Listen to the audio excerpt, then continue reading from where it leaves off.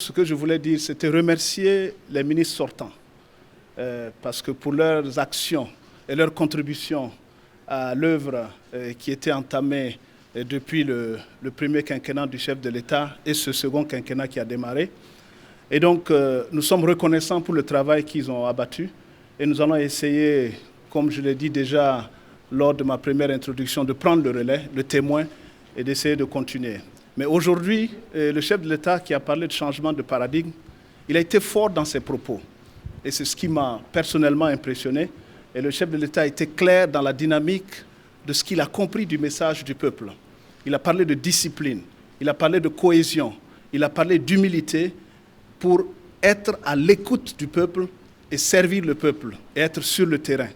C'est en somme ce que nous avons discuté aujourd'hui. Et moi, je tiens à dire que je suis très satisfait de voir qu'il y aura cette cohésion-là entre les membres du gouvernement, parce que c'est de la cohésion entre membres du gouvernement qu'il y aura cohésion aussi dans la population, et cohésion aussi, et même chez les femmes et les hommes de médias. Et voilà un peu, en substance, ce que nous avons discuté avec des indicateurs de performance qui vont aller de façon régulière. Bon, même s'il y a des indicateurs de performance qui ont existé dans le temps, on aimerait faire des synergies pour les améliorer. On n'est pas là pour réinventer la roue. On est là pour essayer de continuer et voir ce qu'on peut amener de mieux et faire mieux pour être en contact direct avec les populations. Bon, un autre grand changement, on va essayer, dans cette dynamique de réduction du train de vie de l'État, d'essayer de nous mettre proches des populations sans faire souffrir l'État. Donc, les parrainages, je ne sais pas comment on les appelle, on va essayer de réduire ça au maximum et pour que les ministres se consacrent à leur travail. On ne dit pas de ne pas aller au terrain.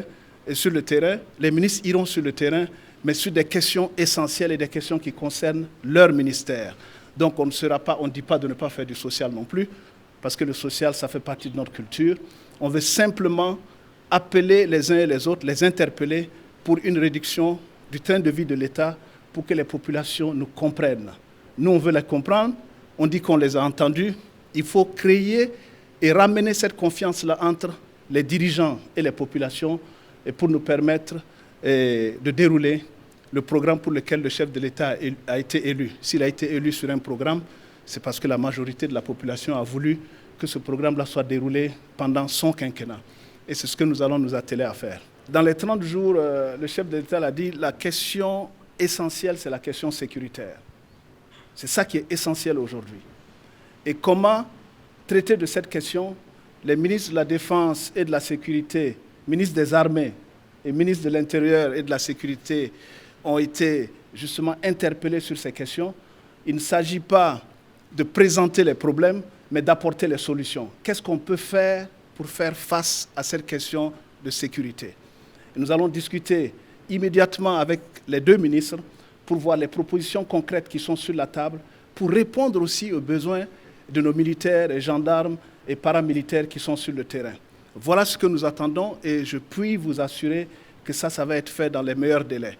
On va inviter toutes les composantes parce que cette guerre, ce n'est pas seulement une guerre armée terroriste, c'est une guerre dans laquelle nous devons tous nous impliquer, les populations, les renseignements, la méthode. Donc, nous devons appuyer ces deux ministres-là pour qu'ils puissent faire leur travail et être à l'écoute des gens qui sont loin sur le terrain et aller à leur contact aussi pour voir comment on peut améliorer leurs conditions de combat et leurs conditions d'approche par rapport à cette question de terrorisme.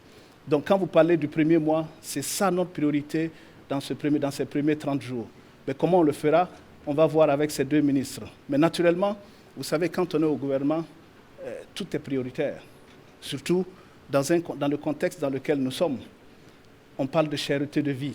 Vous savez que la pandémie Covid a mis des difficultés dans les cultures cette année. On va aller certainement vers une pénurie alimentaire à laquelle il faut faire face. Et tout ça, c'est des priorités. Quand on rentre dans la période de soudure, il faut pouvoir faire face à ça. Donc il faut que nous soyons à l'écoute des populations pour voir comment adresser ces questions-là et répondre de façon sereine et de façon aussi flexible et dynamique, et pour que les populations sentent que nous sommes à leur écoute et créer cette confiance qui pourra nous permettre d'avoir la solidarité et la tolérance pour agir dans les autres domaines. Et la question de de l'autorité de l'État, nous en avons discuté. Et nous parlons d'abord d'une discipline qui doit créer la confiance entre nous et la solidarité d'action entre nous. Et quand on parle d'autorité de l'État, c'est parce qu'il y a un problème de discipline, même en bas de la hiérarchie, et il y a un problème auquel il faut qu'on s'attache.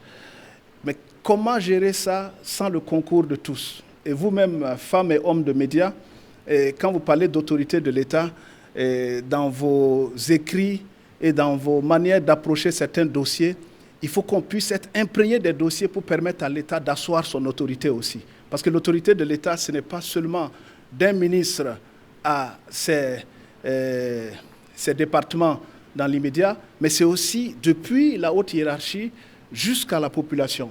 C'est ça qui peut amener l'autorité de l'État. Et moi, je vais vous donner une anecdote. Et, bon, moi qui viens d'être dans un cortège qui est dû au Premier ministre, et hier on circulait, et le cortège arrive à un feu, et il y a quelqu'un qui était au milieu, et les gendarmes klaxonnent, et il leur dit non, passez de ce côté. Il klaxonne encore, il dit mais je vous dis de passer de ce côté.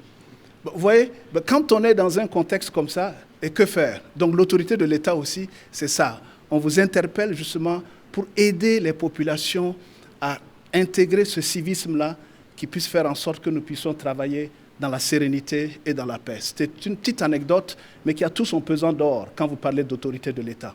Mais c'est une question que nous prenons au sérieux et je crois que notre cohésion, notre solidarité, notre sens du devoir et de la responsabilité envers nos populations nous permettront d'asseoir cette autorité de l'État parce qu'elle viendra aussi de la confiance du peuple.